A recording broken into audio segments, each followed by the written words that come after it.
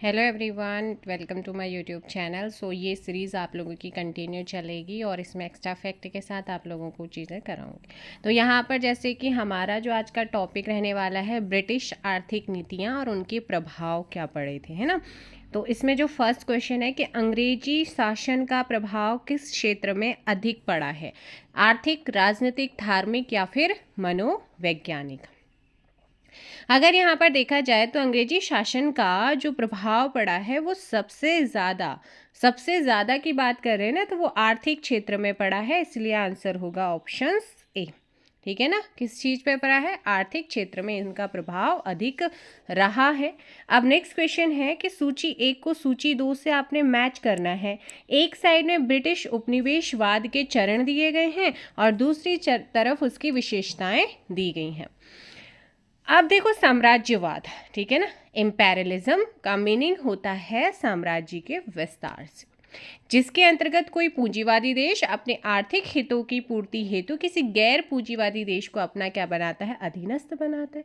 वह देश जो इस पूंजीवादी देश का अधीनस्थ होता है उपनिवेश कहलाता है, और उपनिवेश से संबंधित विचारधारा को ही हम क्या कहते हैं? उपनिवेशवाद कहते हैं।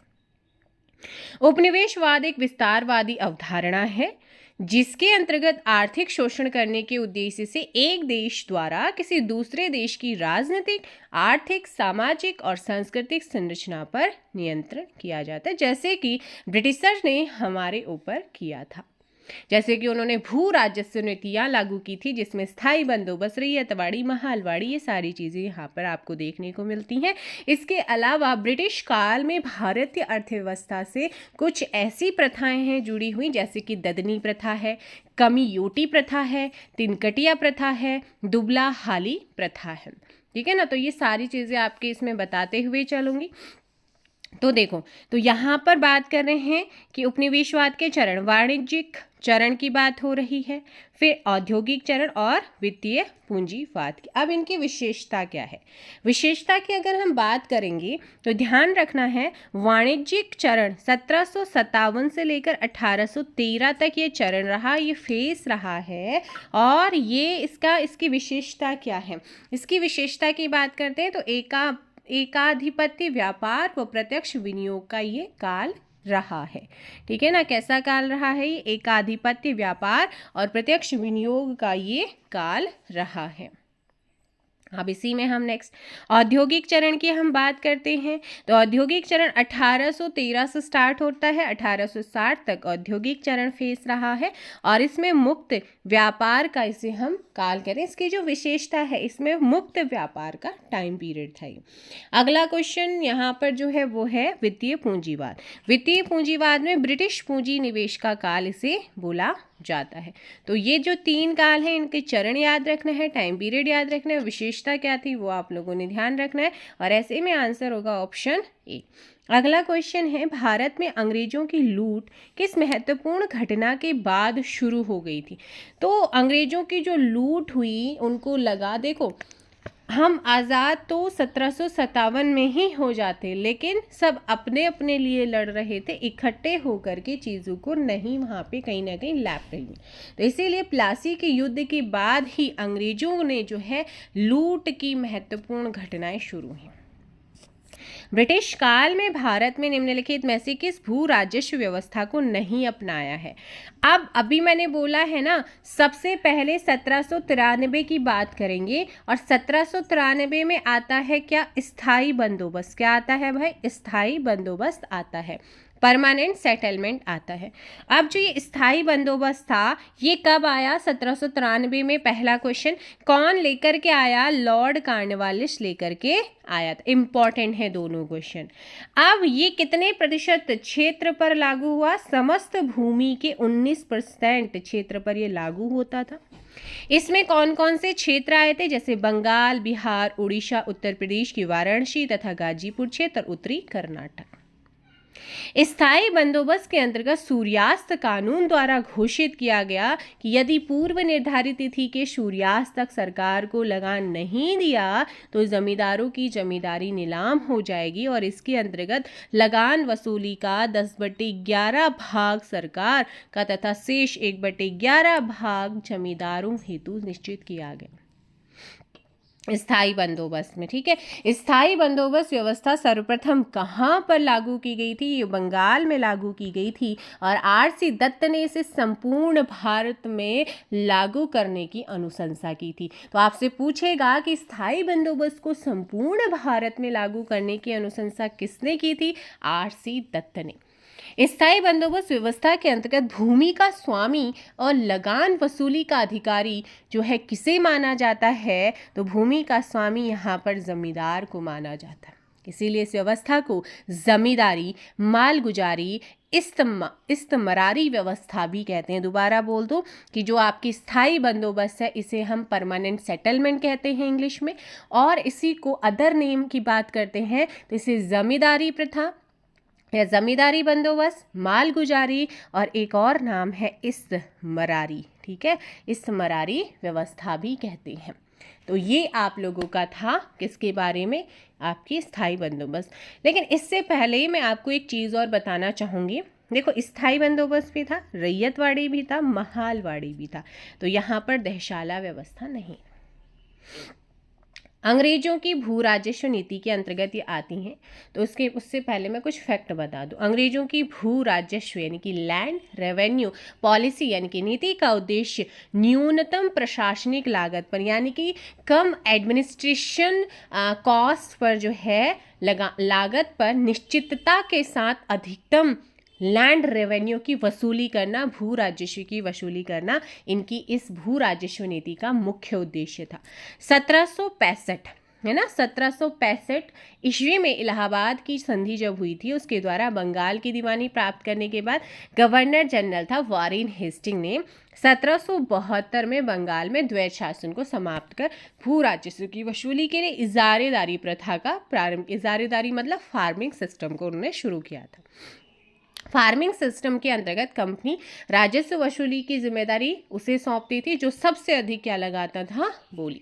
यह पंचवर्षीय ठेकेदारी योजना थी जिसके असफल होने के बाद 1776 में वॉरेन हेस्टिंग ने इसे 1 वर्षीय कर दिया, जो 1790 ईस्वी तक जारी हुई। फिर 1793 से आपकी स्थायी बंदोबस्त कॉर्नवालिस समस्त भूमि के 19% क्षेत्र पर, और सबसे पहले स्थायी बंदोबस्त बंगाल पे लागू होता है। आर.सी. दत्त ने इसे संपूर्ण भारत पर लागू करने की अनुशंसा करी थी। फिर 1793 के बाद एक और व्यवस्था लागू होती है टॉमस मुनरो के द्वारा, और उस व्यवस्था का नाम क्या था? रैयतवाड़ी सिस्टम। क्या था? रैयतवाड़ी सिस्टम। सो ये जो रैयतवाड़ी सिस्टम है ये 1820 ईस्वी में लागू किया गया था। किसके द्वारा? टॉमस मुनरो के द्वारा रैयतवाड़ी सिस्टम लागू हुआ, रैयतवाड़ी व्यवस्था लागू हुई। समस्त भूमि के 51% क्षेत्र पर ये लागू हुआ, जिसमें मुंबई, बम्बई, मद्रास और असम के क्षेत्र थे। अब इसके बारे में थोड़ा बहुत और जानो।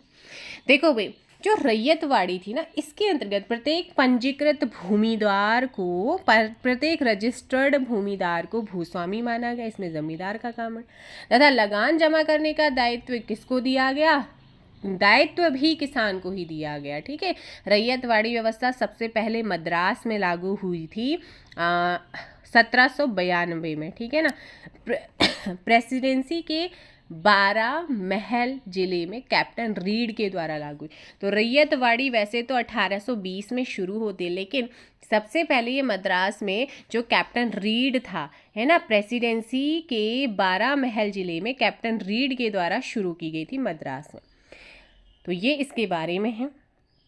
अब बात करते हैं हम नेक्स्ट, एक और है महालवाड़ी। अब रैयतवाड़ी के बाद आती है 1833 ईस्वी का वो टाइम आता है जिसमें महालवाड़ी व्यवस्था, इसके अंतर्गत भूमि कर की इकाई किसान का खेत नहीं बल्कि ग्राम अथवा महाल होता था, अतः गांव के प्रमुख से सरकार का लगान वसूली का समझौता होता था। रॉबर्ट मार्टिन बर्ड को उत्तरी भारत में भूमि कर व्यवस्था का प्रवर्तक माना जाता है। अब ये 1833 में हॉल्ट मैकेंजी, तीनों के किसने लागू किया, कब लागू किया, किन क्षेत्रों पर कितना प्रतिशत लागू किया, इस चीज़ का ध्यान रखना है। हॉल्ट मैकेंजी ने महालवाड़ी व्यवस्था को शुरू करा था। समस्त भूमि के 30% क्षेत्र पर ये लागू हुआ, जिसमें दक्कन के कुछ डिस्ट्रिक्ट, कुछ जिले आए, उत्तर भारत की आगरा एवं अवध क्षेत्र, मध्य प्रांत और पंजाब इसमें शामिल था।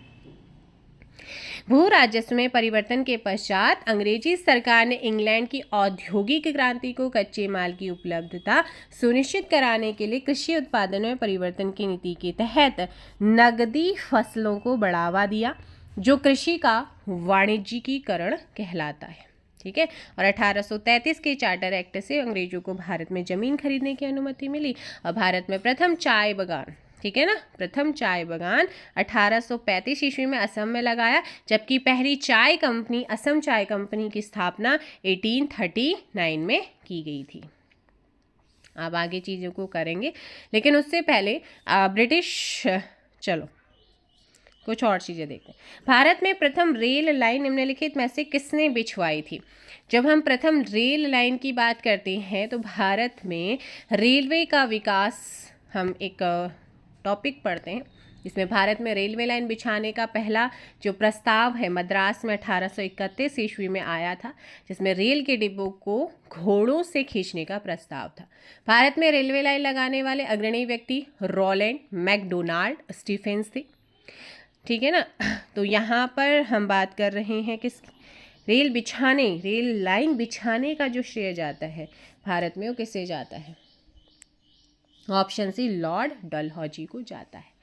अब मैंने ये बोला कि भारत में रेलवे लाइन लाने वाले अग्रणी व्यक्ति रोलैंड मैकडोनाल्ड स्टीफेंस थे, लेकिन रेलवे निर्माण की दिशा में प्रथम प्रयास लॉर्ड डलहौजी के द्वारा 1848 एंड 56 के बीच में हुआ, जबकि भारत में रेलवे लाइन का सर्वाधिक विकास बोलेगा तो लॉर्ड कर्जन के टाइम पे हुआ था, लेकिन जो प्रयास जिसने किया था वो इन्होंने किया। भारत की प्रथम रेलगाड़ी की बात करते हैं तो ये 16 अप्रैल 1853 को बम्बई से लेकर ठाणे के बीच स्टार्ट हुई।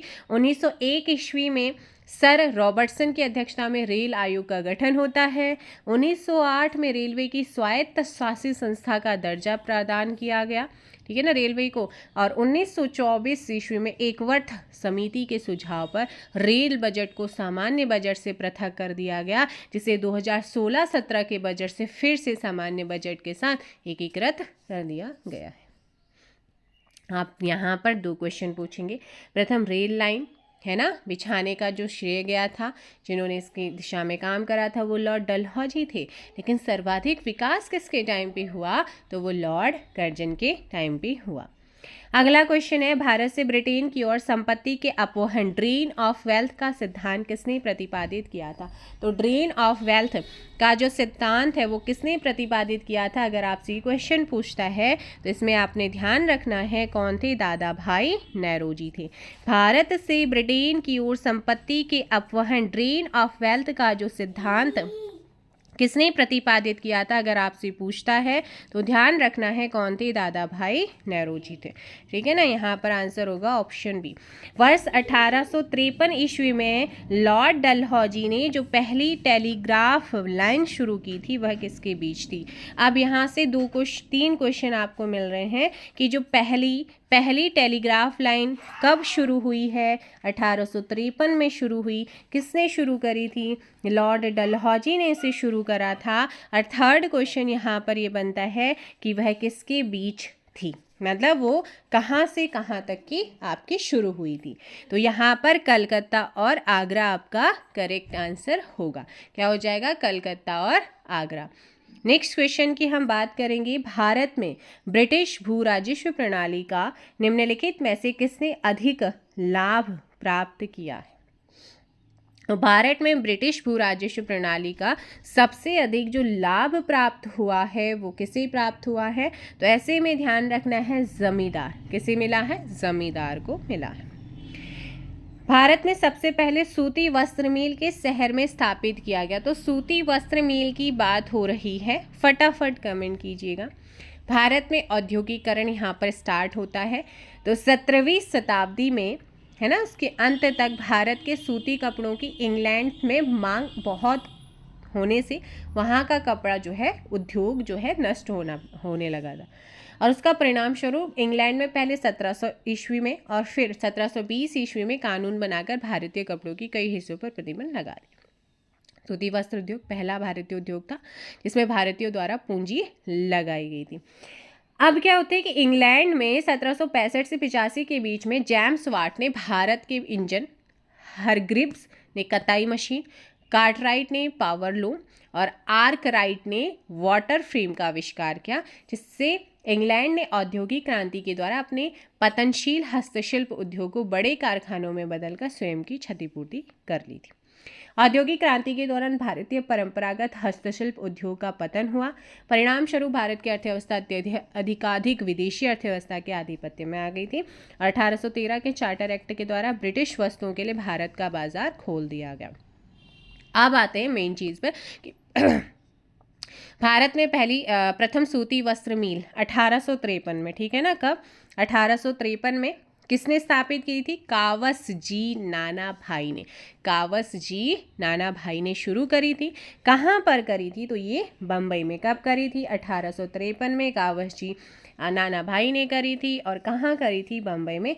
आपका आंसर हो जाएगा बी, है ना। अब यहीं पर ही कुछ चीज़ें और मैं बताना चाहूँगी। भारत की पहली जूट मिल 1855 में रिसरा, है ना, रिसरा बंगाल में स्थापित हुई।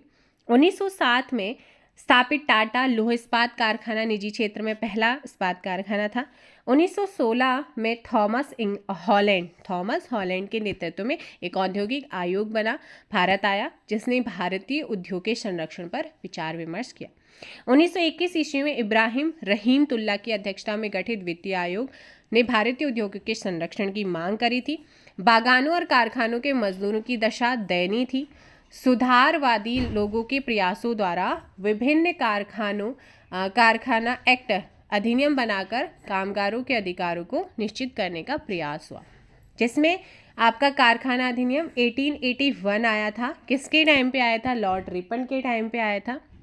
कारखाना अधिनियम 1891 लॉर्ड लैंसडाउन के टाइम पे आया। कारखाना अधिनियम 1911 देखो सबसे पहले 1881 में आया लॉर्ड रिपन के टाइम, फिर आया 1891 में लॉर्ड लैंसडाउन के टाइम, फिर आया 1911 में लॉर्ड हॉर्डिंग सेकेंड के टाइम, फिर आया 1922 में लॉर्ड रीडिंग के टाइम, फिर आया 1934 में लॉर्ड विलिंगटन एंड कारखाना अधिनियम 1944 आया था आपका लॉर्ड वेवल के टाइम पे।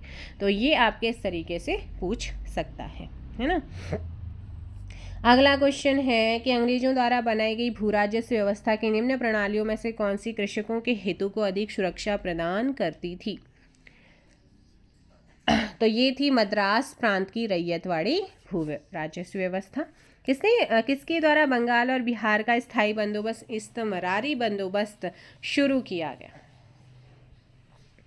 तो ये लॉर्ड कार्नवालिस ने ही शुरू किया था, है ना। अगला क्वेश्चन है ब्रिटिश सरकार ने भारत में स्थायी बंदोबस्त कब लागू किया था?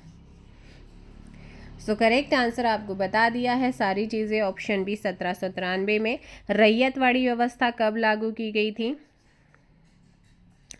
1820 में। पहली बार औपचारिक रूप से महालवाड़ी प्रथा कब लागू की गई थी? यह क्वेश्चन आपसे पूछता है, तो आंसर हो जाएगा डी 1822 में।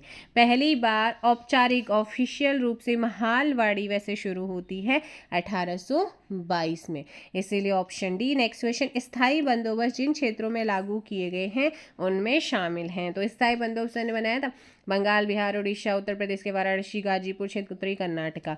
तो यहाँ पर फटाफट कमेंट कीजिएगा। ऑप्शन हो जाएगा भाई 1 2 3 4 5 डी।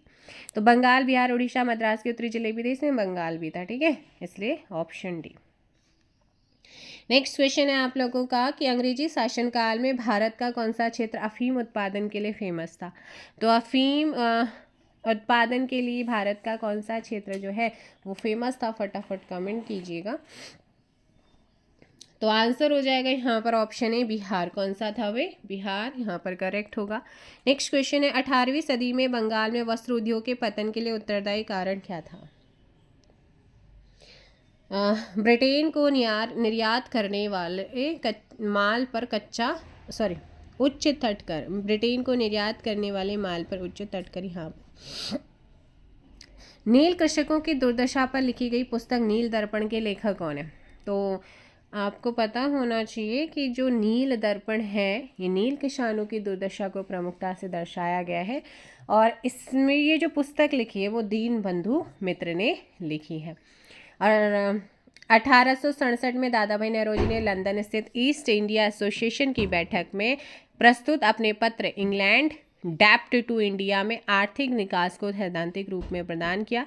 और सर्वप्रथम दादा भाई नौरोजी ने पुस्तक में poverty and un British rule in India, है ना, इसमें क्या करा था, धन के निष्कासन के सिद्धांत को प्रतिपादित कर इसे समस्त बुराइयों की जड़ बताते हुए अनिष्टों में अनिष्ट, एवल ऑफ एवल्स की संज्ञा दी थी। नेक्स्ट क्वेश्चन यहाँ पर है कि तो यहाँ पर दीनबंधु मित्र होगा। अंग्रेजों द्वारा सर्वप्रथम कहवा बागान लगाए गए थे कहाँ पर? तो कहवा मतलब कॉफ़ी के जो बागान लगाए गए थे वो वायनाड जनपद में आप लोगों के लगाए गए थे। अब मुझे जल्दी से कमेंट कीजिए कि जो वायनाड जनपद है ये कहाँ पर स्थित है। सो नेक्स्ट क्वेश्चन की अगर हम बात करते हैं कि अंग्रेजी शासन के दौरान भारत के आर्थिक दोहन के विचार का प्रतिपादन किसने किया था? तो ये विचार किया था दादा भाई नौरोजी ने, ऑप्शन ए होगा। नेक्स्ट क्वेश्चन है कि भारत में अंग्रेजों के समय में प्रथम जनगणना किसके कार्यकाल में हुई थी? तो प्रथम जनगणना जो हुई थी ना वो किसके टाइम पे हुई, ये पूछा गया है अंग्रेजों में, लॉर्ड मेयो के टाइम पे हुई थी।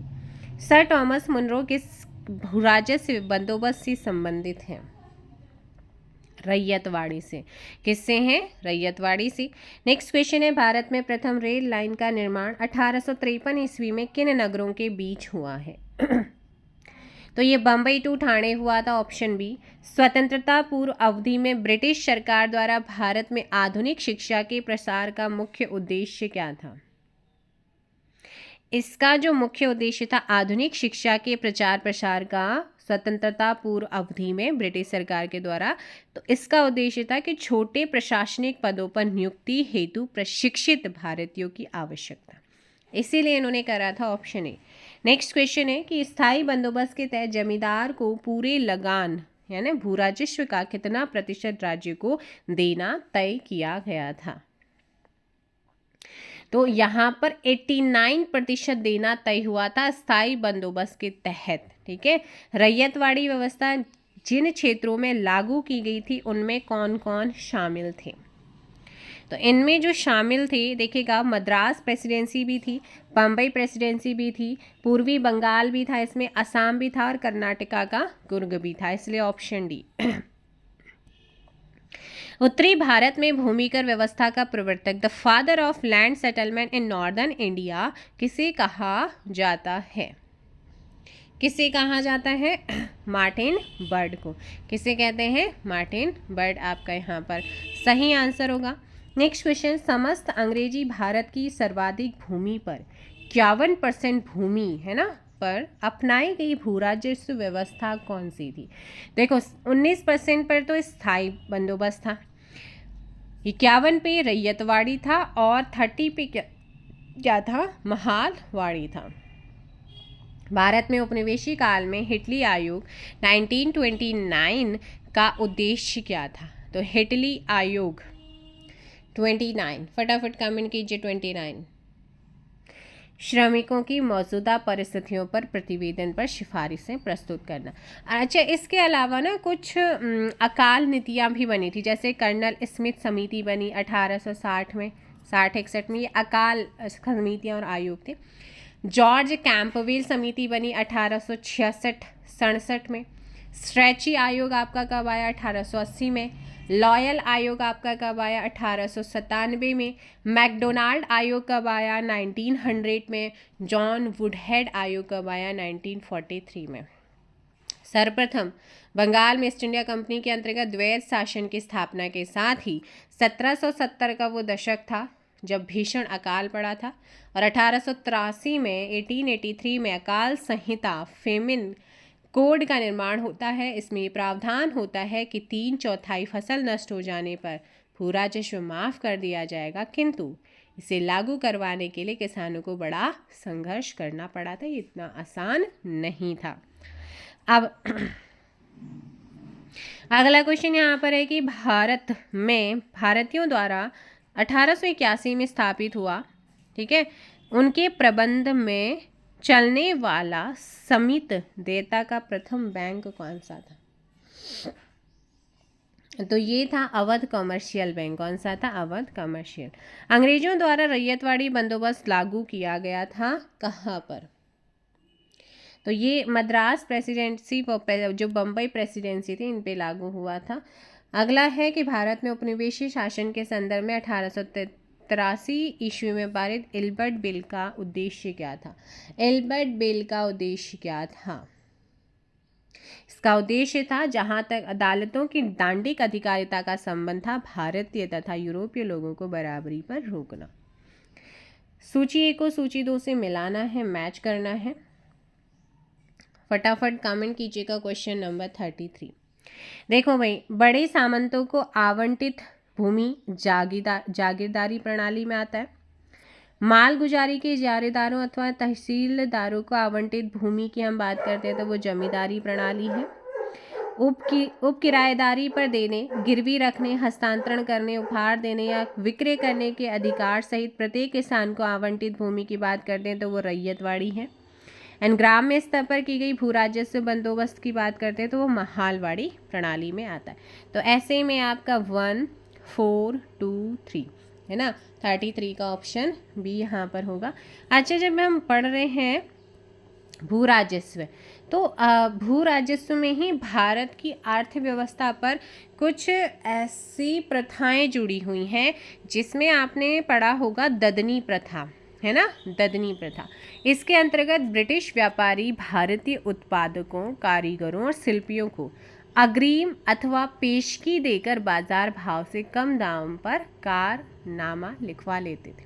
तो इसे बोलते हैं ददनी प्रथा, मतलब अग्रिम या पेशगी पहले ही जमा करके, है ना। कमियोटी एक है, कमियोटी प्रथा। कौन सा? कमियोटी प्रथा। ये प्रथा बिहार और उड़ीसा में प्रचलित है। आपसे पूछेगा कमियोटी प्रथा कहाँ प्रचलित थी? बिहार और उड़ीसा में। इसके अंतर्गत कृषि दास के रूप में खेती करने वाले कमिया जाति के लोग अपने मालिकों द्वारा प्राप्त ऋण पर दी जाने वाली ब्याज की राशि के बदले जीवन भर उनकी क्या करते थे? सेवा, जो कि गलत था। अगला है तिनकठिया प्रथा, जो कि आपको पता ही है, चंपारण बिहार में प्रचलित थी, जिसके अंतर्गत वहाँ के किसानों को अपने अंग्रेज बागान मालिकों के अनुबंध पर अपनी जमीन के लगभग 3/20 हिस्से पर नील की खेती करना आवश्यक था। एक है दुबला हाली प्रथा, ठीक है ना, दुबला हाली प्रथा। इस प्रथा का संबंध बंधुआ मजदूरी से था, जो भारत के पश्चिमी क्षेत्र मुख्यतः सूरत में प्रचलित थी। इसके अंतर्गत दुबला हाली कहलाने वाले भूदास अपने मालिकों को ही अपनी संपत्ति का और स्वयं का संरक्षक मानते थे। अगला क्वेश्चन है यहाँ पर कि ब्रिटिश शासन के दौरान भारत में उद्योगों का कोई स्वतंत्र विकास नहीं हुआ। इसका कारण क्या था? इसका कारण है भारी उद्योगों का अभाव। यद्यपि भारत के व्यापार पर 1813 के चार्टर एक्ट द्वारा कंपनी के एकाधिकार को समाप्त कर दिया गया, परंतु फिर भी किसी वस्तु का व्यापार केवल कंपनी के लिए ही सुरक्षित रखा गया था। तो वो कौन सा था? तो ऐसे में 35 का जो सही आंसर होगा वो जाएगा सी, चाय। ब्रिटिश ईस्ट इंडिया कंपनी का व्यापारिक एकाधिकार या अधिकार अंतिम रूप से किस एक्ट के तहत समाप्त हुआ था? 1833 में, ठीक है ना। स्थायी बंदोबस्त 1793 के अंतर्गत जमींदारों से अपेक्षा की गई थी कि वे खेतिहारों को पट्टा जारी करेंगे। अनेक जमींदारों ने पट्टा जारी नहीं किया। इसका कारण क्या था? जमींदारों के ऊपर कोई सरकारी नियंत्रण नहीं था। अगला क्वेश्चन है ब्रिटिश भू राजस्व व्यवस्था के अंतर्गत या संदर्भ में इन कथनों पर विचार करना है। सही कथन को आपने चूज करना है। स्थायी बंदोबस्त के तहत सरकार ने जमींदारों से हमेशा के लिए लगान निश्चित किया, इसी कारण से स्थायी बंद यही सही है। रैयतवाड़ी व्यवस्था के तहत सरकार ने रैयतों से लगान निश्चित किया, इसी कारण से रैयतवाड़ी। मालवाड़ी व्यवस्था के तहत प्रत्येक खेत के आधार पर भू राजस्व निर्धारित नहीं किया गया, बल्कि प्रत्येक महाल जागीर का एक भाग के अनुसार निश्चित किया गया, इसलिए व्यवस्था महालवाड़ी कहलाती। तीनों सही हैं, इसलिए ऑप्शन डी। नेक्स्ट, सुमेलित करना है भू राजस्व व्यवस्था और संबंधित व्यक्ति। देखो, स्थायी बंदोबस्त लॉर्ड कॉर्नवालिस मेन है वैसे, बाकी Charles Grant and John Shore इसमें आता है। Ryotwari captain Reid, Thomas Munro and Elphinstone. Thomas captain Reid क्यों है इंपॉर्टेंट, वो मैंने आपको बताया था, क्योंकि कहीं ना कहीं रैयतवाड़ी को सबसे पहले 1792 में मद्रास प्रेसिडेंसी में इसी ने स्टार्ट किया था। वो भी कौन से जिला था वहाँ का, बड़ा महल। अगला है यहाँ पर रैयतवाड़ी, तो ये हो गया। फिर महालवाड़ी में Holt, Mackenzie and Martin Bird, दोनों इंपॉर्टेंट है, इसलिए 1 2 3। महालवाड़ी व्यवस्था जिन क्षेत्रों में लागू की गई थी उनमें शामिल है, कौन कौन से क्षेत्र हैं जिनमें ये व्यवस्था जो है लागू की गई थी। देखिएगा, गंगा घाटी, दोआब के उत्तर पश्चिमी प्रांत, पश्चिमी उत्तर प्रदेश, मध्य भारत के कुछ भाग, मराठों के अधिकृत प्रदेश, पंजाब, इसलिए ऑप्शन डी होगा। नेक्स्ट क्वेश्चन, वही सूची 1 को सूची 2 से आपने मैच करना है, मिलान करना है। देखिएगा, बंगाल काश्तकारी अधिनियम 1885 में आया, अवध लगान अधिनियम है, मद्रास काश्तकारी विधेयक 1886 में आया, दक्कन काश्तकारी अधिनियम 1879 में आया और मध्य प्रांत काश्तकारी विधेयक 1883 में आया था। ऐसे में आंसर होगा 1 2 3 4। नेक्स्ट क्वेश्चन, आधुनिक शिक्षा के संदर्भ में शिक्षा का माध्यम को लेकर उठे प्राच्य आंग्ल विवाद का अंत मैकाले के प्रपत्र 1835 से हुई। इसके अनुसार किस भाषा को भारत में शिक्षा का माध्यम स्वीकार किया गया, तो इनके अकॉर्डिंग जो है वो अंग्रेजी को ही इन्होंने माध्यम बनाया। भारतीय शिक्षा का मैग्ना कार्टा महाधिकार पत्र किसे कहा जाता है, वुड के घोषणा पत्र, वुड डिस्पैच 1854 को माना जाता है।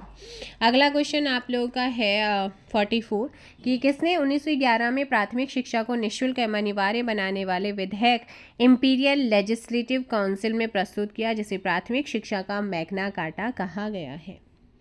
तो यहाँ पर आंसर होगा गोपाल कृष्ण गोखले। क्या हो जाएगा, गोपाल कृष्ण गोखले। इंपॉर्टेंट क्वेश्चन है। शिक्षा से संबंधित आयोग समिति की पहचान करें। देखो भाई, 1 तो हार्टोंग समिति 1929, लिंडसे आयोग 1929, सप्रू समिति 1934, सार्जेंट आयोग या योजना 1944, ये सारे के सारे इसी से संबंधित है। किस सिद्धांत का यह अर्थ था कि शिक्षा समाज के उच्च वर्ग को दी जाए और इस वर्ग से छन छन कर शिक्षा का प्रभाव जनसाधारण तक पहुँचे, तो यहाँ पर अधोमुखी निस्यंदन सिद्धांत। भारत में आधुनिक शिक्षा का जन्मदाता किसे कहा जाता है, मॉडर्न एजुकेशन का जो फादर है वो किसे कहा जाता है, चार्ल्स ग्रांट को कहते हैं।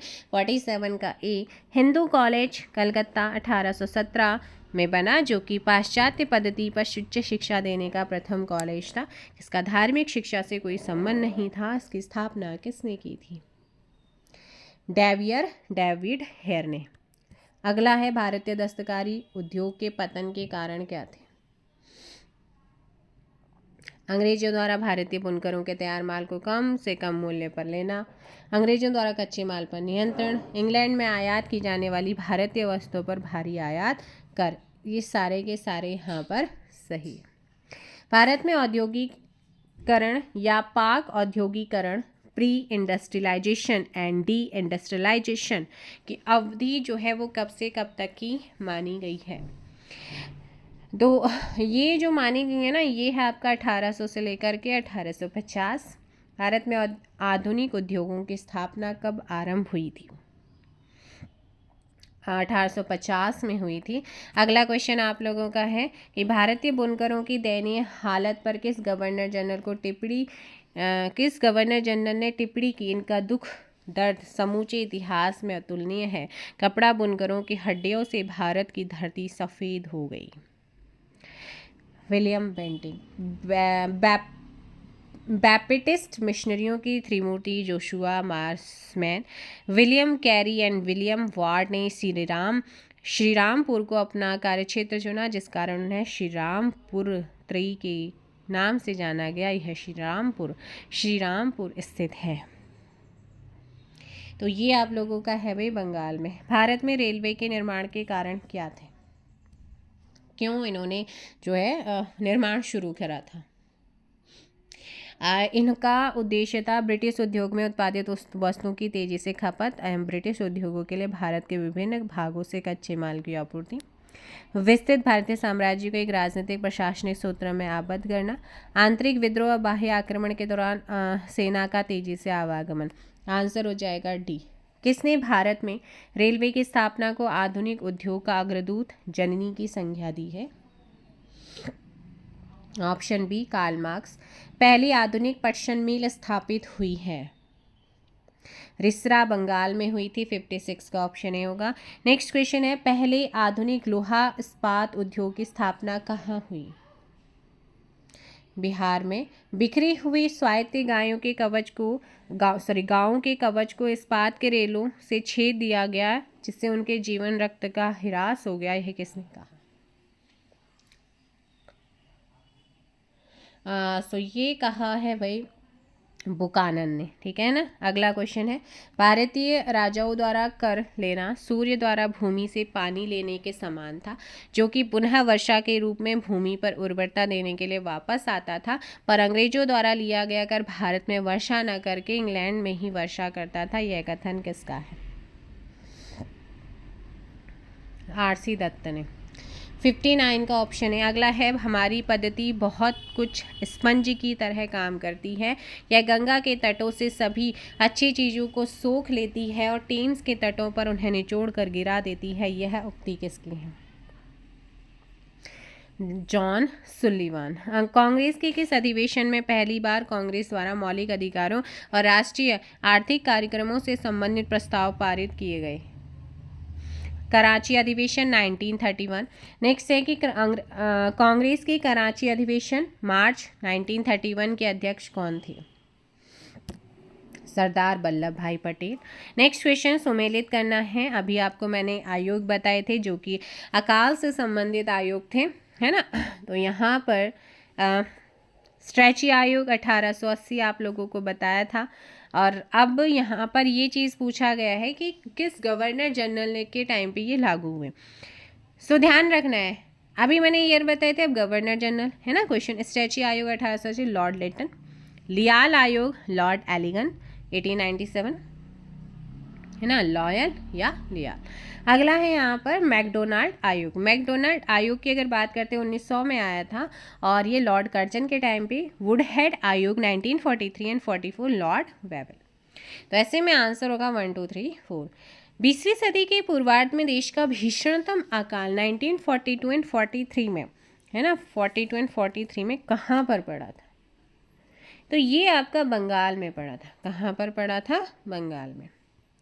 ब्रिटिश काल में निम्नलिखित में से कौन से उद्योग धंधे विकसित हुए? तो उस समय एक तो जूट हुआ था, कोयला हुआ था, लोहा इस्पात, लोहा वो इस्पात हुआ था और सूती कपड़ा हुआ था। ऑप्शन ए, है ना, ऑप्शन। 1938 ईस्वी के अंत में भारतीय राष्ट्रीय कांग्रेस के अनुरोध पर जो राष्ट्रीय योजना समिति बनाई गई थी उसके अध्यक्ष कौन थे? जवाहरलाल नेहरू। अकालों को रोकने तथा अकाल पीड़ितों की सहायता हेतु भारत सरकार ने अकाल संहिता फेमन कोड का प्रचारित किया। 1883 में ये प्रचारित होता है। अगला है, भारत में विकेंद्रीकरण का शुभारंभ किसके द्वारा किया गया था? लॉर्ड मेयो के द्वारा। नेक्स्ट क्वेश्चन है कि रेल विभाग के लिए पृथक रूप से रेलवे बजट का आरंभ कब होता है? ऑप्शन ए 1925 में। ब्रिटिश नागरिकों को सर्वप्रथम किस वर्ष भारत में भूमि खरीदने एवं बसने की अनुमति मिली थी? 1833। The economic history of India के लेखक कौन है? द इकोनॉमी, ये बुक कई बार पूछी गई है, रमेश चंद्र दत्त की है, ठीक है ना, Ramesh Chandra Dutt. Economy history of India RC दत्ती ने बोलता है, जो कि भारत के आर्थिक इतिहासकार पर पहली पुस्तक थी। भारत के आर्थिक दोहन पर प्रकाश डाला। अगला क्वेश्चन यहाँ पर है कि भारत में इस्पात का उत्पादन सर्वप्रथम कब आरंभ हुआ था? तो ये 1913 में होता है। 72 का ऑप्शन बी होगा। नेक्स्ट क्वेश्चन आप लोगों का है, अंग्रेज घुसपैठियों ने भारत के करघे को तोड़ डाला और चरखे को नष्ट कर दिया, कथन किसका है? कार्ल मार्क्स का है। दादा भाई नौरोजी ने अंग्रेजों द्वारा किए गए किस कार्य को अनिष्टों का अनिष्ट की संज्ञा दी, अभी थोड़ी देर पहले बताया था। तो ऐसे में आंसर हो जाएगा आप लोगों का धन के निष्कासन। यह कथन भारत और इंग्लैंड के आर्थिक हित प्रत्येक क्षेत्र में टकराते हैं किसका है? जवाहरलाल नेहरू का। नेक्स्ट क्वेश्चन, निम्नलिखित में से कौन poverty and un British rule in India का लेखक है? ऑप्शन डी दादा भाई नौरोजी। भारत के अर्थविदों में शामिल हैं कौन कौन है भारत के अर्थ? देखो अगर बात करूँ ना, दादा भाई नौरोजी भी हैं, आर सी दत्त भी हैं, एम डी रनाडे भी हैं, डी एन गॉडगिल भी है, गोपाल कृष्ण गोखले भी हैं और कीर्ति शाह भी हैं। तो ऐसे में यहाँ पर आंसर होगा ऑप्शन सी। अच्छा यहीं पर मैं बता दूँ 1901 है ना, 1901 में गोपाल कृष्ण गोखले ने इंपीरियल लेजिस्लेटिव काउंसिल के बजट भाषण में धन के निष्कासन सिद्धांत को प्रस्तुत किया और 1896 ईस्वी के अपने कलकत्ता अधिवेशन में भारतीय राष्ट्रीय कांग्रेस ने 1896 में अपने कलकत्ता अधिवेशन में धन निष्कासन के सिद्धांत को औपचारिक रूप से स्वीकार किया। एम जी रनाडे ने धन के निष्कासन ड्रेन ऑफ वेल्थ को भारत के आर्थिक पिछड़ापन के समाज शास्त्रीय कारण के रूप में देखा है। अगला है सर थॉमस हॉलैंड के सभापतित्व में है ना, सभापतित्व में भारतीय औद्योगिक आयोग का गठन कब हुआ? तो इसका जो गठन होता है वो 1916 में होता है, ठीक है ना। और जिसने क्या करा था, भारतीय उद्योगों के संरक्षण पर विमर्श किया था। पहले औद्योगिक सम्मेलन किस वर्ष आयोजित किया गया था? Option C 1907। 1925 में सरकार द्वारा गठित भारतीय आर्थिक जांच समिति के अध्यक्ष कौन थे? एम विश्वेश्वरैया। निम्नलिखित में से किसने भारत के अंग्रेजी उपनिवेश नियंत्रण की आलोचना में अन ब्रिटिश पदावली का उपयोग किया है? दादा भाई नौरोजी ने। अगला क्वेश्चन यहाँ पर आप लोगों के सामने है, भारत में प्रथम रेलवे लाइन किस ब्रिटिश गवर्नर जनरल के समय बिछाई गई थी? डलहौजी। आर्थिक तौर पर 19वीं शताब्दी में भारत पर अंग्रेजी शासन का एक परिणाम क्या था? भारतीय कृषि का वाणिज्यीकरण। 1813 से पहले ब्रिटिश द्वारा निम्नलिखित में से कौन सा उपाय भारतीयों का आर्थिक रूप से शोषण करने के लिए नहीं अपनाया था? अब पता होना चाहिए कौन कौन सा। तो उन्होंने जहां भी संभव कच्चे माल के व्यापार पर एकाधिकार करना, उन्हें उचित दरों पर बेचना, भारतीय कारीगरों को नियत मात्रा में और नियत कीमत पर गुणवत्ता के उत्पाद उत्पादित करने के बाध्य करना, भारतीय व्यापारियों का किसी भी तरीके से प्रतियोगिता में निष्कासन। तो ये तीनों सही है। अब कौन सा नहीं होगा तो वो आपका लास्ट वाला। अगला नेक्स्ट क्वेश्चन है, दादा भाई नौरोजी द्वारा उनकी कृति poverty and un British rule in India में प्रस्तुत किए गए अपवहन सिद्धांत ड्रेन थ्योरी शब्द को निम्नलिखित कथनों में से कौन सा एक समुचित रूप से परिभाषित करता है? कि भारत की राष्ट्रीय संपत्ति या कुल वार्षिक उत्पाद का एक हिस्सा ब्रिटेन को निर्यात किया जा रहा है जिसके लिए भारत को कोई महत्वपूर्ण प्रतिफल नहीं मिला। तो यही इसका मीनिंग होता है, ठीक है, ऑप्शन से। नेक्स्ट क्वेश्चन आप लोगों का है कि भारत में उपनिवेशी शासनकाल में होम चार्जेस, ठीक है, होम चार्जेस भारत से संबंधित दोहन का महत्वपूर्ण अंग था। निम्नलिखित में से कौन सी निधियाँ होम चार्जेस की संगठक थी? तो यहाँ पर ध्यान रखना है, लंदन में इंडिया ऑफिस के भरण पोषण के लिए प्रयोग में लाई जाने वाली निधि ये भी सी। भारत में कार्यरत अंग्रेज कर्मचारियों के वेतन तथा पेंशन देने हेतु प्रयोग में लाई जाने वाली निधि, भारत के बाहर हुए युद्धों को लड़ने में अंग्रेजों द्वारा प्रयोग। तो ये सारे के सारे सही है, ऑप्शन डी। अगला क्वेश्चन यहाँ पर है, किस कंपनी ने सर्वप्रथम भारत में रेल सेवा प्रारंभ करी थी? Great Indian peninsular railway. Ryotwari बंदोबस्त के संदर्भ में निम्नलिखित कथनों पर विचार करना है। 88। देखो, किसानों द्वारा लगान सीधे सरकार को दिया गया, सरकार रैयत को पट्टे देती थी, ठीक है, कर लगाने के पूर्व भूमि का सर्वेक्षण और मूल्य निर्धारण किया जाता था, इसलिए ऑप्शन सी होगा। अगला क्वेश्चन है कि वेलेस्ली ने फोर्ट विलियम कॉलेज की स्थापना की क्योंकि क्योंकि वह भारत में प्रशासनिक उद्देश्यों के लिए ब्रिटिश सिविलियनों को प्रशिक्षित करना चाहते थे इसलिए। एंड द लास्ट क्वेश्चन है, ब्रिटिश ईस्ट इंडिया कंपनी ने चाय के व्यापारिक एकाधिकार को खो दिया था कब? 1833 के चार्टर एक्ट के द्वारा। तो ये थे इस आर्थिक नीतियाँ उनके प्रभाव से संबंधित इम्पॉर्टेंट क्वेश्चन। इस आई होप सो ये सेशन आपको पसंद आएगा। मैं कोशिश कर रही हूँ कि एक लॉन्ग 6 घंटे की या 4 घंटे की मैराथन वीडियोस आपको मिले, जिसमें ज़्यादा से ज़्यादा आप लोगों के मोस्ट इम्पॉर्टेंट टॉपिक कवर हो सके। मिलेंगे नेक्स्ट वीडियो में, फ़िलहाल के लिए इतना ही। Thank you so much.